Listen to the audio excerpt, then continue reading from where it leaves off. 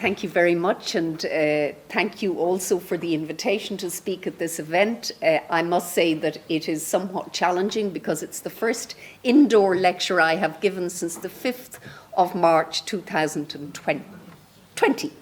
So it seems an awfully long time ago when I was in a lecture theatre and when there were real people in front rather than Zoom screens. So it's a great pleasure to see you all here. As I sat having lunch upstairs, I thought how much the human spirit, how much we need the conviviality of contact and engagement and face-to-face. And it just comes as this wonderful relief after all of those months. And even though we haven't returned in any way to normal, at least we can now meet together in forums like this. So it's a great pleasure for me to be here, and a very special thank you for the invitation. I am going to talk about Ireland and Brexit. Why? Because it's so unfinished, and the Irish border proved to be so problematic for the United Kingdom in its attempt to leave the European Union. And Brexit itself has impacted on Ireland more than any other member state. That said, I think over the last 24 hours we've seen that in fact there is now a politicisation of the French-UK relationship. It was always right through the negotiations on Brexit. It was a pretty tough engagement between Paris and London. But as we know from what's happening on fish, and even though fish is such a minuscule part of our economies, it still manages to be highly political, highly contentious, and matters to people who live in communities with without other sources of income or output. So I think Paris has also joined Dublin as being in the awkward squad when it comes to Brexit. So I may talk about that in the questions. But I want to talk first about geopolitics, because the EU was and remains a peace project. The EU is a union of states, but also a union of values. In other words, the legitimacy of the EU stems in large part from the value system, from what we call in the literature its normative power. But a normative power in the world of the 21st century that relies predominantly, although not only, on soft power, is in a very difficult position in a 21st century where we have seen a return to hard geopolitics, to sharp power, hard power and sharp power. And so Europe now finds itself is struggling to decide what does it want to be, a player and a shaper of the 21st century, or will it be a plaything for that great power competition that we see? And this is very live. The EU struggles at the moment, and the member states struggle as to what kind of Europe will fit the world of the 21st century. And of course, that world, that unipolar world that arrived after 1989 was it lasted for such a short time and disappeared and is disappearing. And of course, for the first time ever, we have great power competition between the United States and China at a time of deep, deep interdependence. This is not like the old Cold War. This is a very, very different period in history. And so we're living through an inflection point in history and in international politics. And Brexit itself was a geopolitical act by the United Kingdom because they want, in a sense, to substitute close relations with neighbours for something called Global Britain. And it's an experiment in how a country can, in a way, try to disentangle itself from its own neighbourhood, from geography, and somehow be a global player. And of course, for Ireland, Brexit was also a geopolitical shock. And I think there are many ironies here, because if you look at those photographs, there is 100 years ago in December, Michael Collins signing the Anglo-Irish Treaty that led to the foundation of this state that then could become a member of the European Union. And it's 100 years later, we have the substitution is that we had the UK had an Irish question in the 19th, early 20th century, and now we have an English question in this state. And joint membership of the EU was central to the normalisation of British-Irish relations. It provided a neutral arena where the British and Irish could quietly go about trying to solve or at least mitigate the communal conflict in Northern Ireland. So joint membership of the EU was very good for Ireland. It, in a way, allowed Ireland psychologically escape from the asymmetric relationship with the United Kingdom, but also provided both sides with a much more neutral arena, but also they met all the time. Over and back to Brussels, European council meetings, non-stop. And there's no doubt that the Good Friday Agreement required joint membership of the EU in two senses. One, that the fact, and this the British London says, why is there's nothing about the border in the, other than the consent mechanism in the Good Friday Agreement. But because of the single market, because of the 1992 project, that border had become an invisible border by the time the Good Friday Agreement was signed. People on both sides could live and work and engage. It had lost its significance. It was taken for granted, that invisibility. And of course, that took the rough edges of history, but also allowed people who live in the border communities to live lives the way they wanted to go over to shop or to go to the cinema or to a hospital or whatever. So in a way, what was a highly contentious militarised border with the British watchtowers suddenly returned to this invisible, serene part of the country. And I would say all of this was symbolised by the 2011 visit by Queen Elizabeth to the Republic. It was the first time since the foundation of the state where it was safe for a British monarch to visit Ireland. And within 5 years, and this is the tragedy of Brexit, within 5 years, that normalisation was put under enormous strain. So what Ireland experiences a geopolitical shock. It experiences the externality of a decision taken by our neighbours over which we have no control. So how can Ireland, as a small and economically vulnerable state in relation to the United Kingdom, how can it handle this and respond to this? And so when we look at the literature, small states have two different ways of managing geopolitics. One is to make sure that there's a strong domestic consensus, the strength of the weak, so that you have domestic elite cohesion backed by the public and that you have agile institutions at domestic level that give you buffers for dealing with the world outside. So domestic consensus, the strength of the weak. But there is also another strategy, and that is that a small state can position itself. It can seek international shelter or protection to guard against risk and to guard against shocks in the international system. Now, I would argue that Ireland's response to Brexit was both to build a domestic consensus and to ensure that the anchor and shelter of the EU was there to help. Now, it's interesting that at lunch we talked about the Magdalen laundries, and they were basically acts of omission and commission and complicity by the Irish state. Whereas the story I will tell is really serious state capacity. That's the story that this case study or this part of the Irish story tells us, that Ireland in the 100 years had built up a very interesting combination of state capacity, which wouldn't be predicted on the basis of what we know about the Irish state.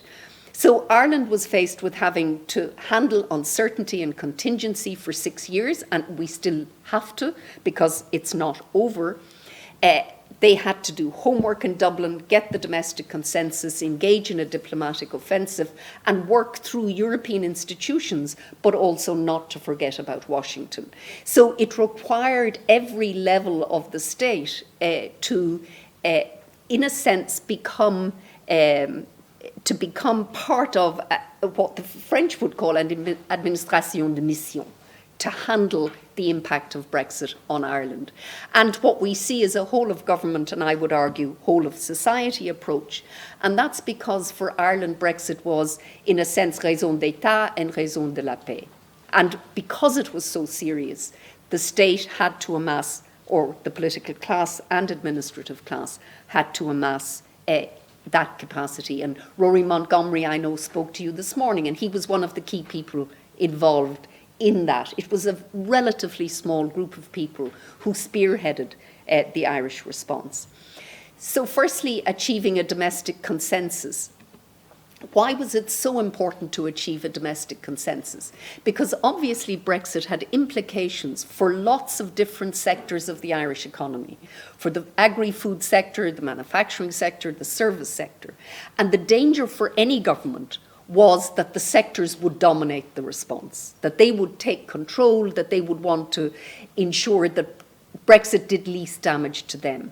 So from the beginning, the government and the senior civil servants took control, and they decided they would steer the Brexit process and handle and manage the societal interests. And they did so firstly by ensuring that politicians knew what was involved. So the Oireachtas, two committees of the Oireachtas held plenary meetings and did lots of work. Then there was an all-island civic dialogue that started in autumn 16, a Brexit stakeholder forum and fora that were both general and sectoral that met all over the country. So it was a process whereby the Irish state used whatever capacity it had to try to ensure that people were on board and understood. And the strapline was, make Ireland Brexit ready. In other words, we have no control over the fact of Brexit, but we have agency and control over how it impacts on us. And so it was also the deployment of state agencies, the IDA, Enterprise Ireland, Board BIA.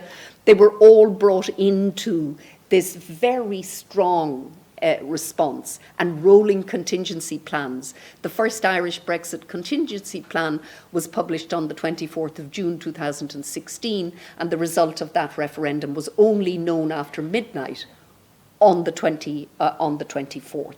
So Ireland was already thinking about Brexit. There was a Brexit unit in the Taoiseach's department, and unlike London, where no thinking had been done on what Brexit might mean, Ireland was prepared.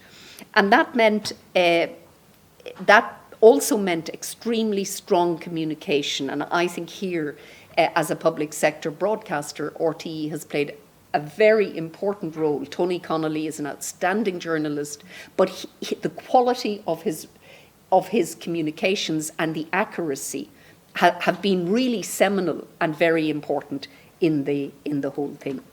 But of course, there was always a worry for Ireland. I should say the public consensus held. And for Ireland, a no-deal Brexit would have been really serious, and we may see some no-deal-like consequences if the protocol collapses. But 79% of those surveyed in 2019 said the government was right to hold out for legal guarantees on the border, even if there was a no-deal Brexit, which would not have been good for Ireland. So it tells you that the communication, the political communication and engagement was very effective, and that the consensus held. Now, but there was always a danger. And so what worried the Irish government and Irish senior diplomats on the 24th of June 2016. They were worried, and this is a direct quote from a senior diplomat whom I won't name, and I will say it wasn't Rory Montgomery. He said, they will try to pull us out of the EU, they'll make it hard for us to stay in. That would solve the North issue and weaken the EU. The UK is in a very weak position, and they'll have to play every card they have, and we're the card. So that was the deep, deep concern that Ireland would be the card that London would play. So how did Ireland ensure that it wasn't the card? Europeanize the border. That was the obvious strategy. It was the right strategy. It was a necessary strategy because Brexit imposed, the border became an external border of the EU and not just the Irish border. So Ireland, in a sense, had to balance the need to maintain relations with London, but also the commitment to European partners. In other words, Ireland had to decisively declare for Europe as the shelter and the anchor, but also keep open lines with London. And so Ireland did declare for Europe. There's a House of Lords report of December 16 where the House of Lords argues that Ireland and the UK should negotiate a bilateral treaty to handle the border and then inform the EU. But the Irish said, absolutely not. We won't negotiate with you bilaterally. And you have not notified that you're going to leave the EU, so we're not negotiating with you at all. But of course, Ireland had to make sure that its concerns were known, understood, and in a sense that the case was compelling enough, because Ireland was about to turn around to 26 countries and say, this is existential for us and you've got to support us. And that's a big ask, and it's a very big ask for a very small country. So how did they engage in this? Well, the diplomatic and political offensive was prepared and ready. And already in July 16, Enda Kenny flew to Berlin and he drew a map of Ireland and a map of the border for Angela Merkel and explained to her that this was an uncontrollable, unpoliceable border, unless you wanted to put troops back in it, and basically trying to ensure that when the EU responded to Brexit, that Ireland was somewhere there. And then François Hollande visited Ireland in July, and he said, I do recognise that there is a special situation in Ireland. It's a special situation that has to be found a place in the negotiations. So in other words, that Ireland had to be, the Irish issue had to be on the agenda. But also it was put on the agenda by the Irish. And if you think that Ireland has, in relative terms, a small diplomatic service, between July 16 and April 17, at political and official level across Europe, there were 400 meetings on Brexit. So there was no opportunity, either in the European Parliament, in Brussels, or in any capital, that was not used to tell the story of the Good Friday Agreement and the danger of Brexit. And then, of course, Task Force 50, Michel Barnier, when he was appointed, it was clear in August he would be appointed. He joined he joined the Commission on the 1st of October, and the Irish, again, one of his first visits was to Dublin, and the Irish were very pleased that he had been appointed because he had been Commissioner for Regional Affairs and knew the border. But also he was very open and very engaged from the beginning. So the political offensive and diplomatic, and it was both political and diplomatic, was very, very intensive. Now, Michel Barnier spoke to the Oireachtas and he said, in 2017, and he said, I assure you that the Irish issue is a European issue. So the language of we will stand by you was there. Everyone up to the border.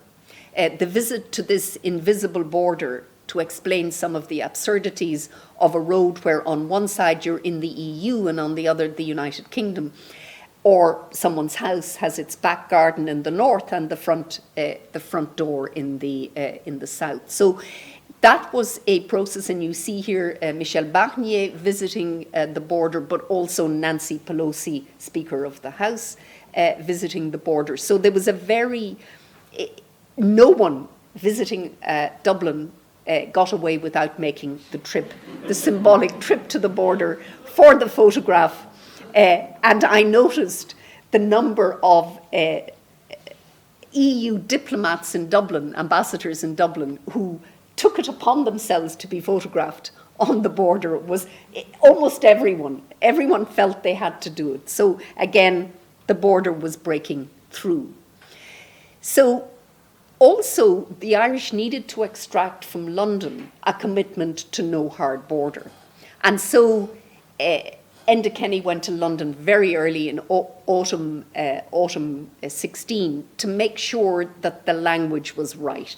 And in the notification letter from May to the EU, she said, we want to avoid a return to a hard border between our two countries.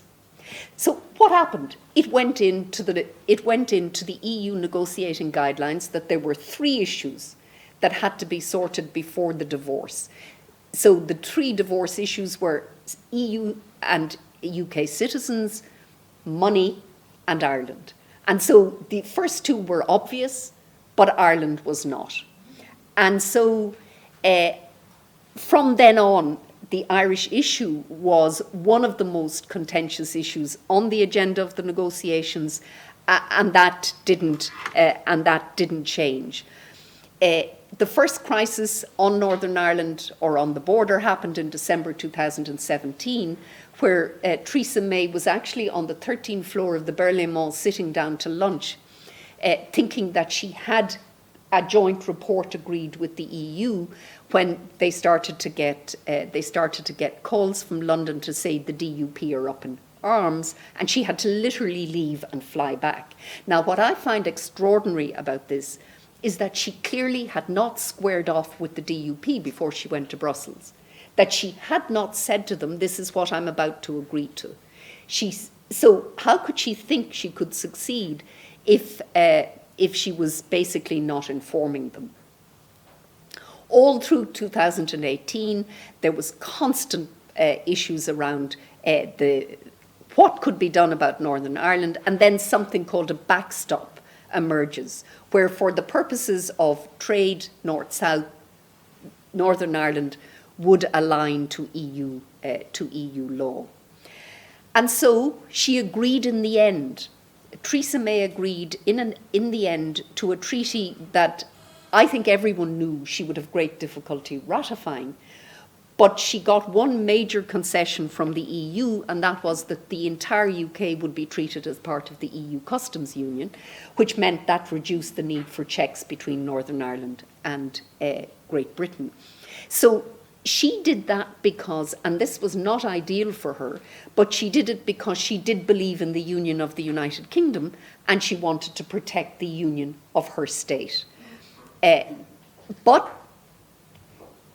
the backstop was the original, and it was basically to make sure that Northern Ireland could access the single market. Now, she tried time and time and time again, right through 2019. We were all watching the House of Commons. It was by far the best drama in town. Those nightly, votes, time and time again, and each one, and this is the last one, the one in the middle, where you see the blue, she really lost. She didn't get the support of her own party.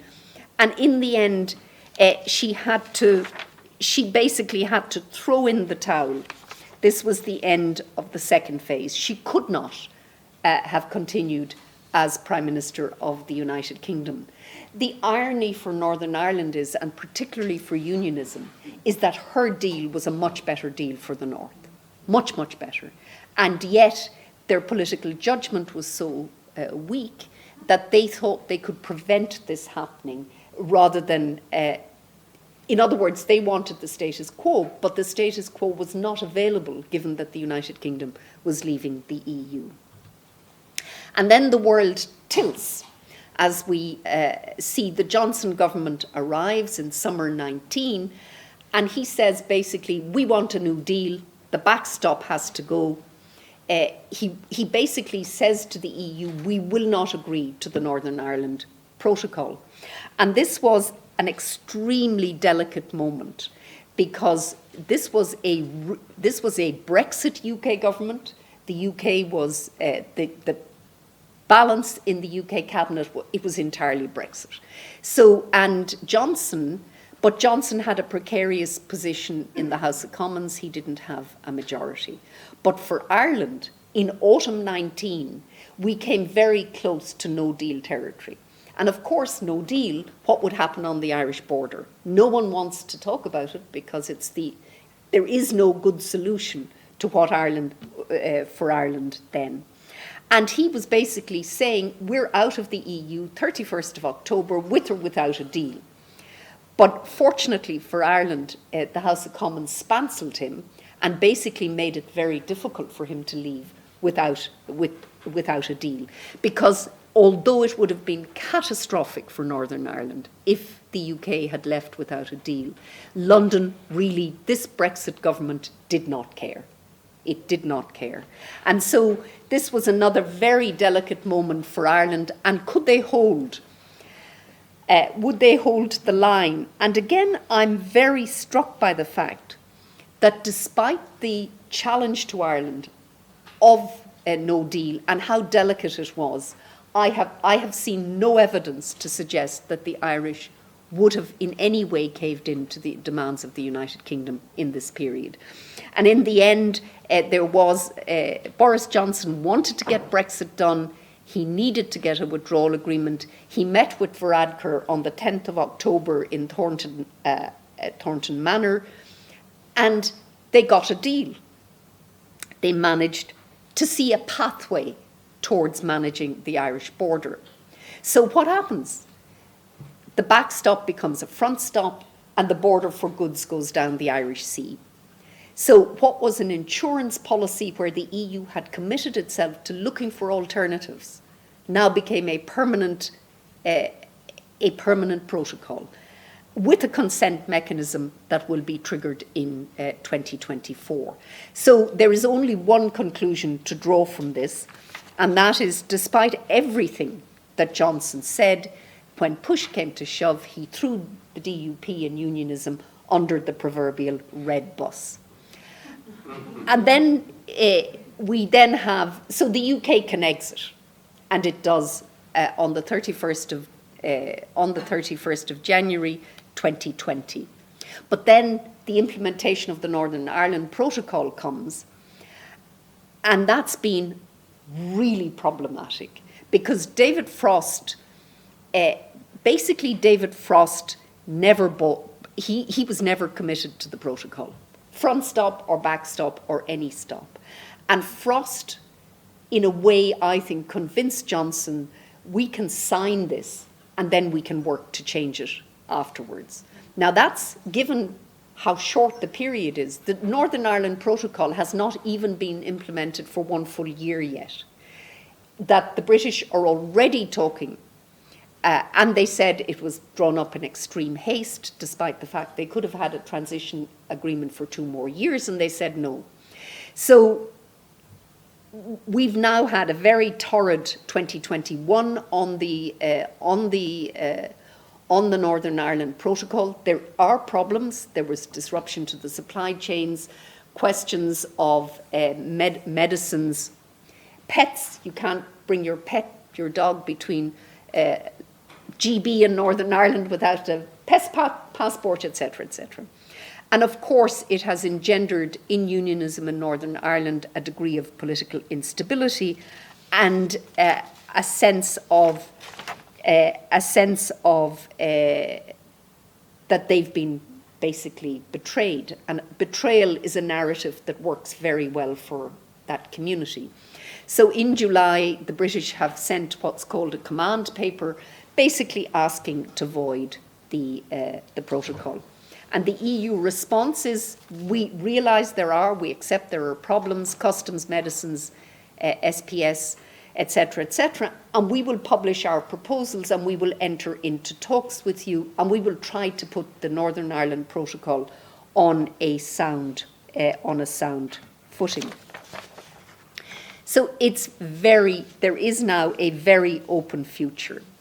Either the protocol operates and gets grudging acceptance to avoid Brexit eternity, and a majority, in a poll published this morning, a majority of people in Northern Ireland, voted against Brexit, but also want the protocol. Unionism will continue to oppose, but will they have in my view, in 2024, they have insufficient votes because it doesn't require dual consent, unlike everything else in the Assembly. But the legacy will be betrayal and mistrust. The all-island economy is strengthening. There is trade diversion. The supply chains north-south are strengthening. And of course, it brings that constitutional status of Northern Ireland at least into a debate, if not into question. So the long-term impact of Brexit on territorial politics between these islands is very unpredictable. It is extremely unsettled and unsettling. And then for Ireland and the EU. So for Ireland, EU membership is the geopolitical and geoeconomic anchor for the state. Brexit simply reinforces this. But the EU itself has a very challenging strategic agenda: the Green Deal, digital, political economy, Europe's role in the world, future of the EU, and all of this agenda raises quite significant issues for Ireland, where we want to position ourselves on all of this. And I think if I have one concern at the moment, it is that Brexit has sucked the attention and the policy space. And so there isn't enough debate on the really big agenda items that are there that Ireland has to position itself. Of course, Ireland must now position our relations both with Paris and Berlin the Irish always understood that you needed good relations both with Paris and Berlin, but they become even more important. And Ireland on occasion positions itself with the Hansa Group, the small states on the northwest. But interestingly, when it came to the Recovery and Resilience Fund, we voted against the frugals, and this was very smart. This was a very good thing to do. And of course, Brexit has altered geography, and what do I mean by that? That as you see the French Chamber of Commerce there, France, your closest EU neighbour, and also look at all those ferries, the 44, 47 direct routes to the continent now, that in a way had been bypassed because of the land bridge. So it's almost as if there's a return to a previous period in Irish history when there was very intensive sea connections between Ireland and the continent. So Brexit, in a way, for Ireland in terms of as the Irish state and society, it is the breaking of an umbilical cord. The British are pursuing the Global Britain hard Brexit agenda. That's not an agenda that's good for Ireland. Obviously, both London and Dublin must try to manage the Good Friday Agreement and to try to settle the society in Northern Ireland again, however grudgingly. But it's interesting that 100 years after the establishment of the Irish state, that Irish independence is almost vindicated by Brexit, because had we not become independent, either then or in any of the periods in between, most likely the Irish would have been like the Scots, pro-European, and would have voted to remain, but wouldn't have been enough to prevent exit from the EU. So it's, in a way, I keep thinking about those men, and they were all men, who had that very difficult task of engaging with what was then an imperial power in 1921, and the way in which the Irish state managed to show its capacity on this dossier. I also think that the Irish state has got to now think about, because obviously we live in this world of both the shifts and shocks of globalization, but also great power competition. And so the world beyond Europe is a much more unsettled and unsettling place than it was even when we joined the EU, although that was in the midst of the oil crisis back in 1973. So I'm very happy to talk about EU, Britain, anything beyond what I've said. But I do think that France, your closest EU neighbour, is very good trolling. And I doubt the British Embassy like it.